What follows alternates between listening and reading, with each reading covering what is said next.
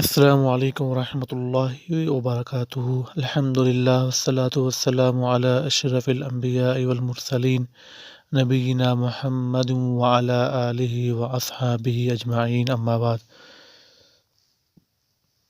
شرک سے خوف کے بارے میں کہ شرک کا ڈر، شرک سے ڈرنا، سے بچنا، اس بارے میں حضرت ابن مسعود بیان کرتے ہیں کہ اللہ کے نبی صلی اللہ علیہ وسلم نے بیان فرمایا، من مات وہو یدعو للہ ندا دخل النار، کہ اللہ کے نبی صلی اللہ علیہ وسلم نے بیان فرمایا کہ جس انسان کو موت آئی اس حال میں کہ وہ اس نے اللہ کے ساتھ کسی کو شریک کیا ہوگا تو داخل النار، ایسا انسان آگ میں داخل ہوگا۔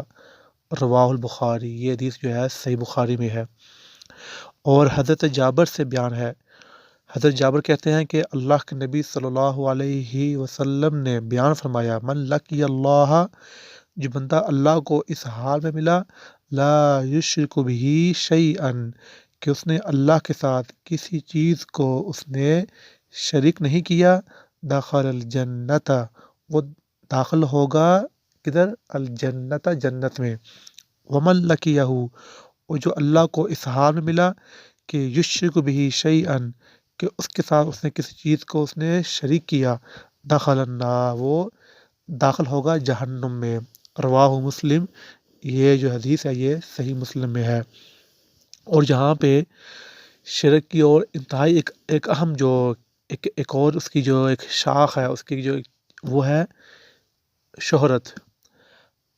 انسان کے اندر جو ہوتا ہے کہ مشہوری، دکھلاوا، اللہ کے نبی صلی اللہ علیہ وسلم کی جو حدیث ہے کہ اخوف ما اخاف علیکم الشرک الاصغر، کہ سب سے زیادہ جس چیز سے میں ڈرتا ہوں اپنی قوم سے، اپنی امت سے، وہ کیا ہے؟ شرک اصغر، چھوٹا شرک۔ ایک ہے بڑا شرک، اللہ کے ساتھ شرک کرنا، ایک ہے چھوٹا شرک۔ تو فسئل عنہ، پوچھا صحابہ نے کہ اللہ کے نبی یہ شرک اصغر کیا ہے؟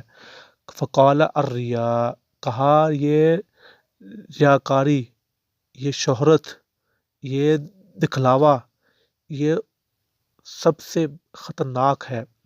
کیونکہ انسان یہ سمجھتا ہے کہ میں کام کر رہا ہوں اللہ کے لیے، نیکی کر رہا ہوں، لیکن اس کے دل میں کیا ہے؟ شہرت۔ اگر اس کے دل میں یہ چیز آ گئی تو اس کے اعمال ضائع ہو گئے۔